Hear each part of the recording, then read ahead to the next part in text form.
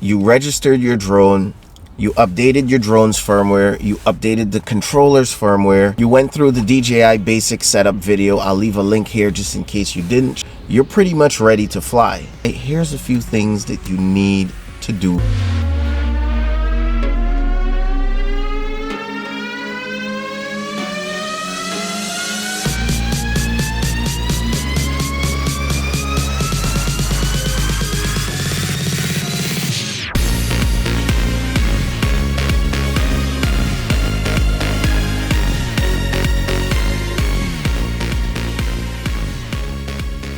Look for a nice big open space. You don't want to jump out and go for sceneries and stuff like that if it's your first flight with this bad boy. You actually just want to get a hang of the controller. That to me is the most important thing. The next thing you want to do is download this app. It's called UAV Forecast. UAV Forecast.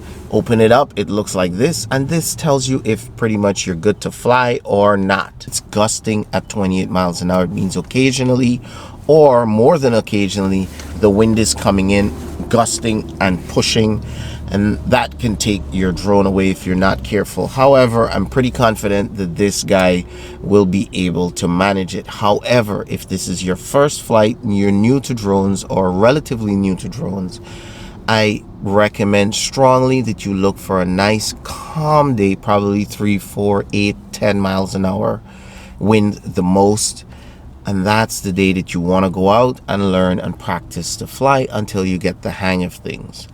I want to get this video done, so I'm going to go up in this wind anyway, and I know the drone can handle it. Let's do this.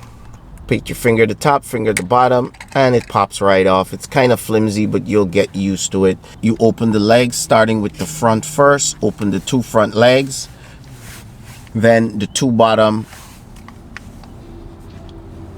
like that. And that's it. You're pretty much ready to fly. You can put the drone on the ground and turn it on. You turn it on by tapping and then holding. Next, you will need to set up your controller. So you just take these little sticks that comes in the drone, a little finicky at the bottom here, but you pop them out, you screw them into the controller ball section over here. All right, they put them there for easy storage. And you want to get your phone in there. To get your phone in there, you just pop this little piece up, loose the one that's on the left, this side here, loose it out. That's the dummy. It's just for it to stay in place. Unloose the cable. Slide your phone inside of the holder. Like that. Plug your cable in. Of course, you must download the DJI Fly app. This is what it looks like. I have Android. It's pretty much the same thing in the iOS store. You can go ahead and download that if you have not already. Tap and then hold to turn off. Tap and then hold to turn on. Same thing with the drone, right? In case I forgot to mention it. And open up the app. It will tell you to go fly. Presuming that you've done your firmware, hit go fly. Now, I strongly recommend that you do a compass calibration. To update your compass, you hit these 3 dots at the top right.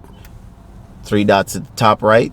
You go to compass. It says calibrate. Mine says normal, but you can hit calibrate.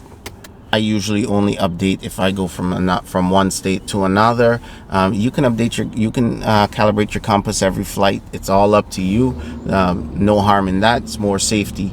It says keep distance of any objects, and you just hit start on the menu. And here we go. I'm just going to show you the motions inside of my car. You want to do this outside in a big open area where it can see its surroundings and get a good gauge, not in a metal car like this. You don't want to update your compass here, but well, I'm lazy, so I just want to show you the actual movements. Let's hit start.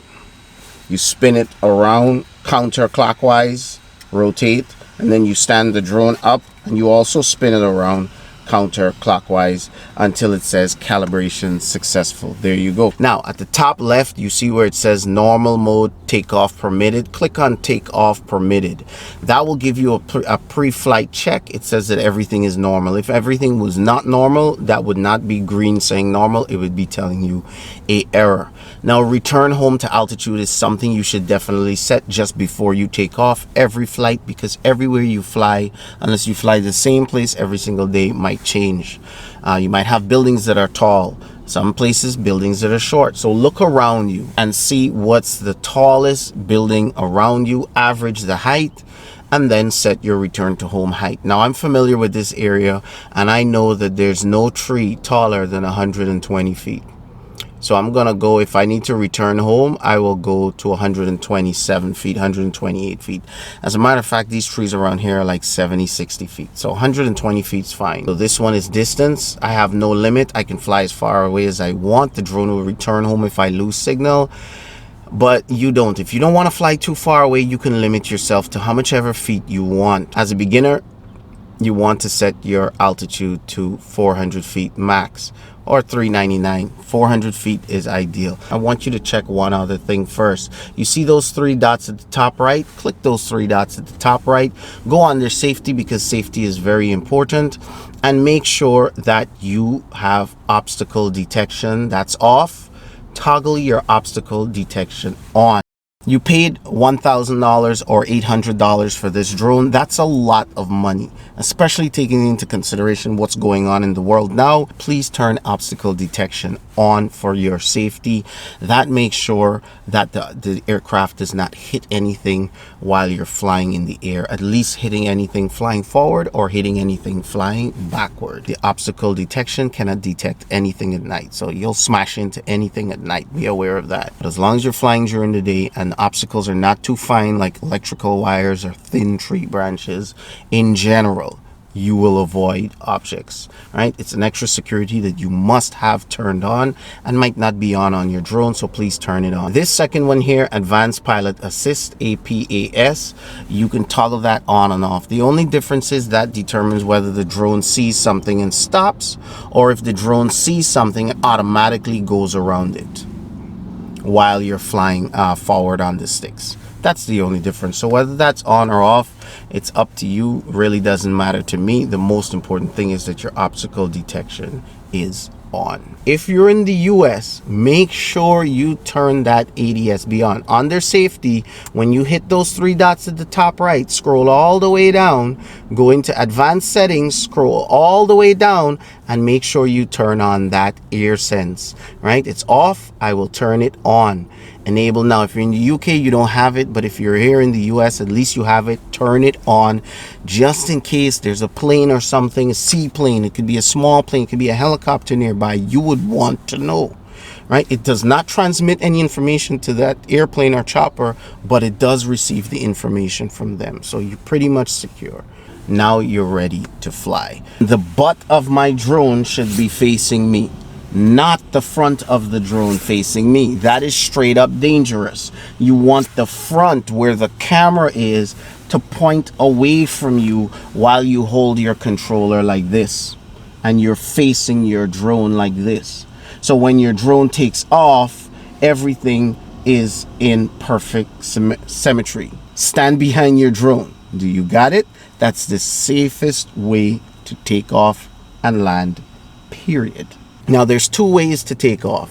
You can hit the takeoff button and the drone will take off that way, or you can just use the sticks. All you need to do is pull both sticks down and in,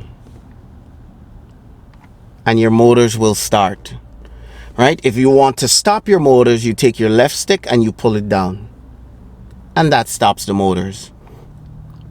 All right, there's another option too. You can pull both sticks down and out, and that also starts your motors. All right, and then you'll notice that at the top of the screen says in flight. Once your motors have started, it's pretty much in flight. All right, so I put my left stick down and that shuts the motors off. See, it says takeoff permitted. The motors have shut off, so there's an indication on the screen. With this drone here, you want to make sure you have satellites. As you can see at the top right, I have satellites, and also if you look at the icon right just to the left of the satellites, you will see that that is your sensors. If you turn your sensors off by mistake, you will see that it goes red, indicating you have no sensor detection in the front and you have no sensor detection on the back. So anytime you see those two red, that means you are not protected. That's pretty much it. You're good to go to take off. If you want to do it manually, Takeoff. And then the motor start up. When you're ready to take off, you just push the left stick up, and there you go. The drone goes up. The other way is just to click here on this little arrow in the center top left and hold the takeoff circle until it turns green, and then the drone will automatically do everything for you. It will start up and it will take off for you. There you go. It is hot in here. As you can see the drone in front of me. Push forward on the right stick to go forward. There, the drone is going away. It's going away. Bye-bye, drone. Right? Pull back on the right stick to come backwards. There you go. The drone is coming back. Here it comes back. There we go. Let's bring it a little closer. See it? Yep. So forward, backward. It's that simple. Forward and back. Okay. Now you can also move left and you can also move right. So right stick, move right. Right stick, move left. That simple. Left and right. That simple, guys. Left and right. Switch hands over here. Your left stick is very simple. Up, down, spin around.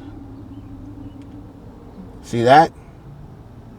I'm spinning the drone around. It's really windy outside, as you saw earlier. That's it. Now you can spin left and you can spin right. There you go. That's all the movements, guys. That's all the basic movements. There you go. That wind is really pushing it. I think the wind's picked up. Here's why I say have the butt of the drone facing you. You see the butt of the drone is facing me? Because if you were to push forward when the butt of the drone is not facing you, look what happens. Let's turn around and let's have the front of the drone face me. Now, if I were to push forward, what do you think is going to happen? Bam, it's not going to go forward anymore. It's going to go into me because the butt of the drone is not facing me, right? So forward is always relative to where the camera is pointing or the front of the drone. So if I wanted to move away from me this time, the sticks get reversed backward. Not only that, but if I wanted to go right and I push right on the right stick, look what's going to happen. It goes left. And if I push left, it goes right. So your sticks get reversed when the drone is facing you. You always want the butt of the drone to be facing you. So I will turn around.